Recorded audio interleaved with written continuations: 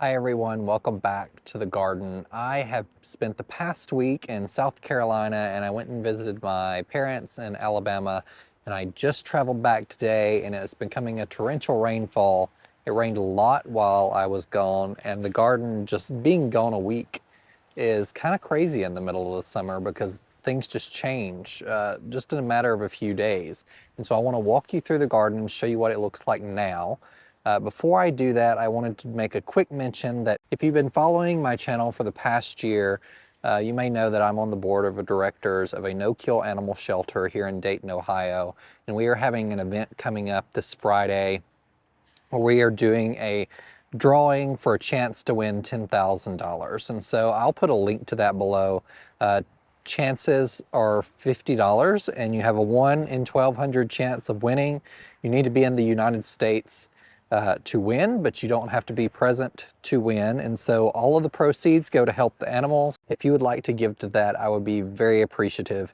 If you can't give $50 and get a chance at winning the $10,000, I'm going to try to create this video into a fundraiser. That's something new that YouTube is allowing here recently. So you may see that below the video description to donate a few dollars if you have a few dollars to donate. So a link below to purchase a chance for that drawing on Friday will be in the comments section. You can just put that Matthew from YouTube referred you if you would like to do that. And if you're local to the area, we're having an event at 𝗧𝗛𝗜𝗧 in Washington Township from 4 to 7 that you can go and enjoy refreshment and actually watch the contest being done. So more details about the contest are below. Thank you guys for everybody that contributes to that. That's really special and near to my heart. I am a dog dad and I really have a soft spot in my heart for animals. Thank you all. Now, we're going to take a look at the garden. We just had a torrential rainfall, like I mentioned, so there's some stuff that's pretty laid over. I was going to come out after dinner and shoot this video, and then all of a sudden it started pouring. So one of the things while I was out that really started going again was the roses. You can see all of those Oh So Easy double pink roses behind me here, and they are looking really incredible again. So this was kind of something I dreamed up last year, and I planted all these roses. This is their first year. They were tiny 4-inch containers, and so they'll fill in and do a little more here in the future, hopefully. But to have this much color this early, I think is pretty good. Some other things that went kind of crazy during the past week is this ruby moon hyacinth beam. It is crawling along the fence now down this way. It's really beautiful, and this is one I'm going to recreate. I don't think I've made a video since I pulled out the 𝗩𝗜𝗗𝗘𝗢 vine. I did that on Instagram about a week and a half ago. I couldn't really stand it anymore because it was getting out of hand and there were actually little black seeds all over the ground. So I'm sure I will have it coming up everywhere behind these blueberries and strawberries next year. That's just something I'll have to deal with, I guess. But in its place, I planted 2 clematises. One is a bush clematis, and I planted it at the front of the bed behind here, and it will kind of spill over. And the other one I think is a climbing clematis. I'm not sure. I got those at a discount plant sale and they weren't necessarily marked. So we'll just see how those turn out next year. They won't put on much growth this year, of course. The dahlias, when I got home, they look rough now because of the rain, had absolutely exploded. So I'm gonna come out here and clip some of these this week. Let me pull some of them up so you can see them. I need to come up and restrap some of them. They grew so much while I was gone that some of them fell over, but they're just really gorgeous this year. So I'm gonna do the soil heating cable method and try and overwinter these so I don't have to store them. This one still, I have tried to look what variety this is because I've had some people ask me what variety it is, and I don't know. It's entirely possible that I grew this one from seed and I just didn't remember. I've looked through all my purchases in the past and I can't find where I purchased anything this color. So it's really beautiful though, and in the future I might divide some dahlias, maybe give them away on the channel next year, because this one's doing really good this year, and it still just has a ton of blooms on it and a ton of buds. But you can see back here there's even more along the fence here. I need to come through and do some more cleanup.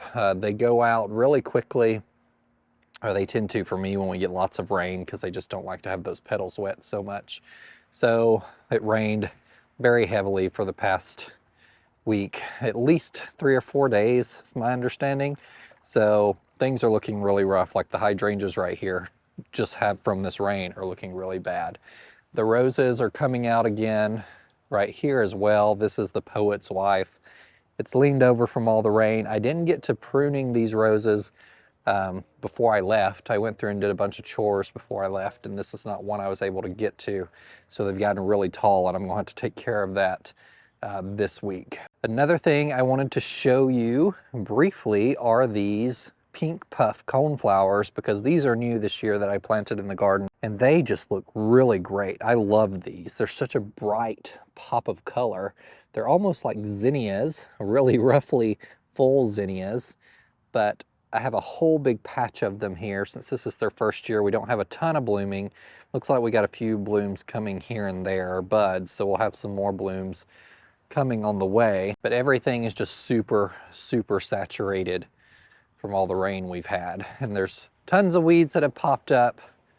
You know how it is when we get lots of rain and lots of heat. The weeds love that. I mentioned in one of my last videos about the proven winner tiny quickfire hydrangea that I was going to be putting here in place of this wee white hydrangea, and this is why.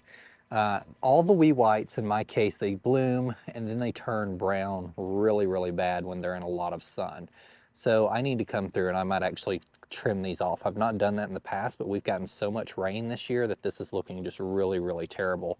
I might get some potential rebloom if I cut it off now, but this one's doing the same thing. So I have that issue on both of them. We've just gotten so much rain. Even these seed heads are turning black, and I've never had to trim these before yet. I'm not sure why the weather is so crazy this year, but it's really unprecedented, the amount of rain we've had. When I say we've had a lot, it's not like anything I've seen in our zone or in our area any previous summer since I've lived in Ohio. It's really crazy. I'm having a lot of issues with disease, rose disease specifically on some of my David Alston roses. Some of them have really defoliated a lot of the plant stems, and it's just something that's really odd this year that I'm having to deal with. Now, what I'm really excited about is now that I'm back and we are approaching mid-September, it is the perfect time to start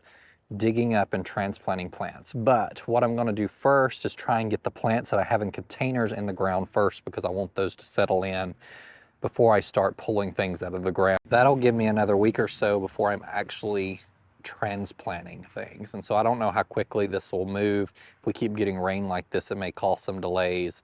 But I got to get out here and start moving some stuff soon, because we are almost halfway through September, which means we have a month, maybe 5 to 6 weeks for our first frost would be kind of typical. And so I need to give those things a good 5 to 6 weeks to settle in before that first frost. That way they can get acclimated, because if not, it's not the end of the world. You may just suffer some dieback. Transplant shock may be more likely. If we go into an easier winter, that will be better, but we have had issues previous years where we just dropped temperatures really quickly. That's when we had the freeze before, the ice that broke my magnolia out front that I had to screw back together. So I'm hoping we will transition into fall much easier, kind of like we did last year. But just looking at the garden, there's a lot of cutback that needs to be done. Things have, like I just mentioned, have been so wet. A lot of the perennials that I had been letting go, like these 𝗩𝗜𝗗𝗘𝗢𝗡 geraniums here, I typically leave these standing, but those are going to have to be cut back as well. Stuff is just looking really bad. I am going to be removing these 𝗗𝗜𝗗𝗘𝗢𝗡𝗧s here under this fountain, and I may just create this as an annual location. I'll move these to the side of the house. They haven't done really well right here. They don't like all the splashing they get from the fountain. And so replacing them probably with just some annuals, maybe some begonias. It'd be an opportunity to try some annuals in the ground, which I haven't had great success with a lot of annuals in the ground. But I'm always up for experimenting. They'll stay a little wetter here in this area from overflow and splash on from the fountain. So maybe I can put something there that likes a little water. I am not going to do any type of supertunias or petunias in the ground. I have not had any luck with petunias in the ground in my garden. I don't know what it is, but perennials tend to really love my soil. Annuals do not. And I guess it may just be the heavy clay I'm not exactly sure what it is, but they just don't tend to love it. And so I'm gonna make this video kind of short because the garden is just a soggy mush after all the rain we got.